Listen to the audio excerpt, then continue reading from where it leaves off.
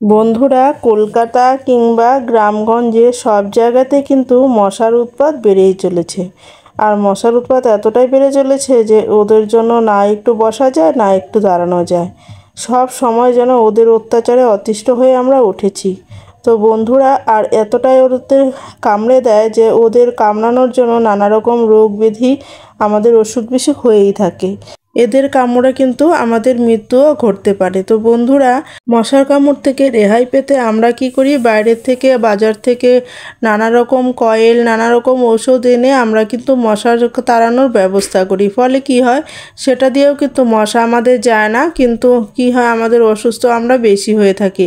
কারো শ্বাসকষ্ট, কারো অ্যালার্জি, নানা রকমভাবে অসুস্থ হয়ে পড়ে। তো বন্ধুরা, আমরা যদি কিছু ঘরোয়া পদ্ধতিতে মশাকে তাড়ানোর ব্যবস্থা করি, তাহলে কিন্তু আমাদের এরকম অসুস্থও হতে হবে না, আর আমরা কিন্তু মশার থেকে কিন্তু চটজলদি রেহাই পেয়ে যাব। তো চলো দেখে নেই কিভাবে তৈরি করব। তো বন্ধুরা, আমি এখানে নিয়ে নিচ্ছি একটি পাত্র। এই পাত্রের মধ্যেই কিন্তু আমি কাজটা করব। তো দেখো, আমি নিয়ে নিচ্ছি এখানে পেঁয়াজের খোসা। হ্যাঁ বন্ধুরা, পেঁয়াজের খোসা এখানে লাগবে। তো একটা বড় মাপের পেঁয়াজ নিয়ে নিয়েছি, সেই খোসাগুলো কিন্তু আমি দিয়ে দিচ্ছি। এখানে আমি একটা পেঁয়াজের খোসা দিয়ে করব। তোমরা যদি পরিমাণটা বাড়াও, যদি বেশি করে করো, তাহলে কিন্তু বেশি করে স্টোর করে রেখে দাও, তাহলে তোমরা কিন্তু এটা কিন্তু একটার জায়গায় দুটো পেঁয়াজও ব্যবহার করতে পারো। তো আমি যেহেতু স্টোর করে রাখবো না, সেজন্য কিন্তু আমি একটা পেঁয়াজই এখানে ব্যবহার করব। একটা পেঁয়াজের খোসাই ব্যবহার করব। তো দেখো, আমি এখানে একটা পেঁয়াজের খোসা নিয়ে নিচ্ছি। তো বন্ধুরা, এটা পেঁয়াজ আর রসুন খোসা এইগুলো যে এতটা উপকার মশা তাড়ানোর জন্য, সেটা তোমরা ভাবতে পারবে না। তোমরা বাড়িতে ট্রাই করো, তাহলে বুঝতে পারবে।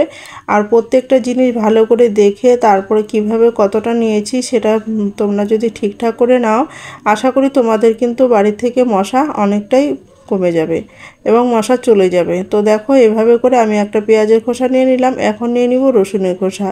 তো দেখো, আমি এখানে একটা রসুনের খোসাও নিয়ে নিচ্ছি। রসুনের খোসাও একটা নিলেই হয়ে যাবে। এখানে আমি কিন্তু রসুন দিচ্ছি না, রসুনের শুধুমাত্র খোসা দিচ্ছি।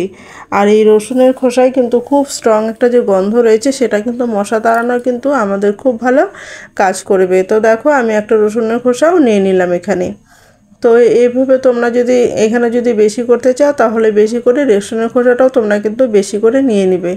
আর এখানে নিয়ে নিচ্ছি লবঙ্গ। তো বন্ধুরা, যে ফুল, যেসব লবঙ্গর মধ্যে ফুল রয়েছে, সেই লবঙ্গগুলো নেওয়ার চেষ্টা করবে। সেগুলোর কিন্তু ধাকটা অনেকটাই বেশি হয়। সেগুলো কিন্তু ভেঙে আমি 3টে লবঙ্গ নিয়ে নিলাম।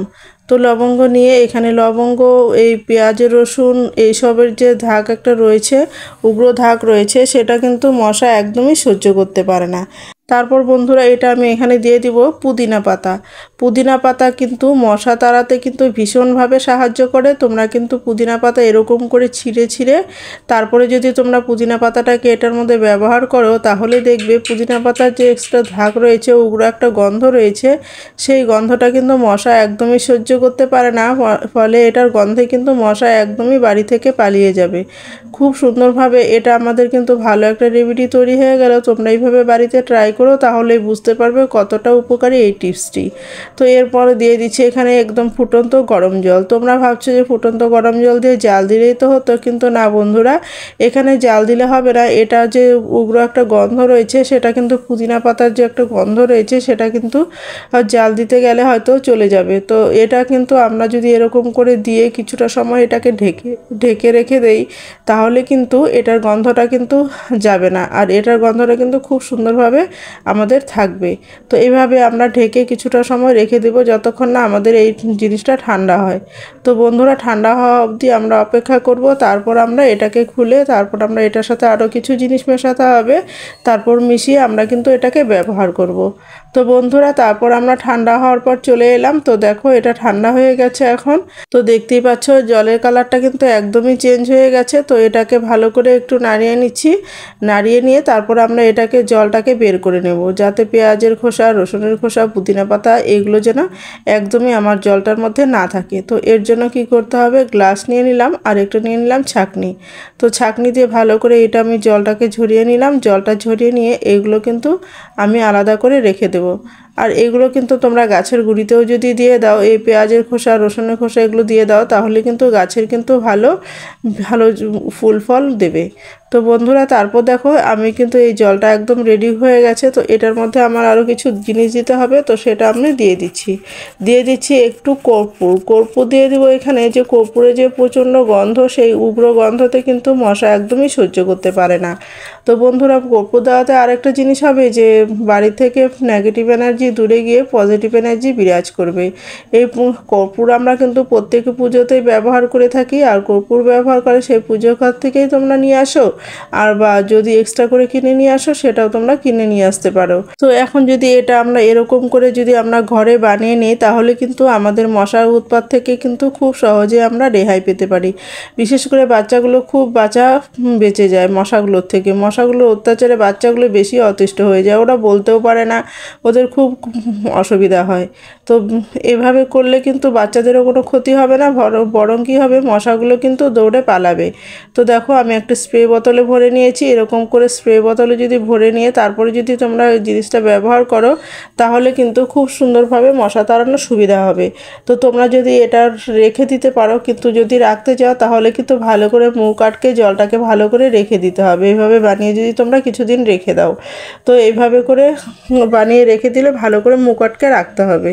তো আবারও বললাম, তো বন্ধুরা তোমরা হয়তো বলতে পারো যে বারবার কেন বলছি। বন্ধুরা আমি এই জন্যই বলছি যে জিনিসটা যাতে যে তোমাদের ভুল না হয়। তো বন্ধুরা চলো তাহলে আমরা দেখে নেই কোথায় কোথায় দিব। দেখতেই পাচ্ছ এখানে কিন্তু মশার উৎপাত রয়েছে।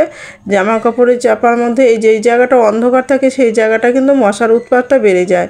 তো দেখতেই পাচ্ছ মশা যেহেতু দেখতেই পেলে, তো এখানে দেওয়ার সাথে সাথে কিন্তু মশাগুলো দৌড়ে পালালো। তারপর দেখো দরজার সাইডগুলোতে দিয়ে দিচ্ছি, দরজার এই ফাঁকাগুলো দিয়ে কিন্তু মশা ভিতরে ঢোকে। তো এই সাইডগুলো দিয়ে যদি তোমরা দিয়ে দাও, তাহলে কিন্তু মশা একদমই আর ঢুকতে পারবে না গন্ধে। তারপর ওয়াশিং মেশিন, ফ্রিজ এইসবের পেছনে যদি অন্ধকার জায়গাগুলো যে রয়েছে, সেই জায়গাগুলোর মধ্যে করে তোমরা যদি এইভাবে স্প্রে করে দাও, তাহলে কিন্তু মশা একদমই ঘরের কোনায় কিন্তু একদমই মশা থাকবে না। আর ঘরের কোনা থাকবে না, তখন কিন্তু বাড়ি থেকে একদম পালিয়ে যাবে। তো অনেক সময় হয় খাবার টেবিলে খেতে বসি, তখন কিন্তু মশা প্রচণ্ড পায়ের মধ্যে কামড়ে দেয়, বাচ্চাদেরকে কি বড়োদেরকে কি। তো তোমরা যদি এইভাবে খাবার টেবিলের নিচেও এইভাবে করে স্প্রে করে দাও, তাহলে কিন্তু খুব সহজে মশা সেখান থেকেও পালিয়ে যাবে। তারপর যেসব দরজাগুলো দিয়ে সবসময় ঘরে ঢোকা বের করা হয়, সেই দরজাগুলোর মধ্যে যদি দিয়ে দাও, তাহলে কিন্তু সব মশা কিন্তু এতটা গন্ধে দরজাটা ভরে যদি দিয়ে দাও, তাহলে কিন্তু মশাটা কিন্তু এতটা গন্ধে কিন্তু একদমই সেই জায়গাগুলো দিয়ে আসতে পারবে না। তারপর বন্ধুরা জানলাগুলো যে রয়েছে, বিছানাপত্র রয়েছে, এগুলোর উপরেও যদি স্প্রে করে দাও, তাহলে কিন্তু মশা সেখান থেকে একদমই ঘরে ঢুকতে পারবে না, মশা সেখান থেকে পালিয়ে যাবে। তো বন্ধুরা পড়ার টেবিলে বিছানাপত্র, বাচ্চাদের আশেপাশে যেখানে বাচ্চারা বসে পড়ে সেটার আশেপাশেও যদি তোমরা এভাবে স্প্রে করে দাও, তাহলে কিন্তু মশা একদমই ঘরে থাকবে না, আর কিন্তু মশা দৌড়ে পালাবে।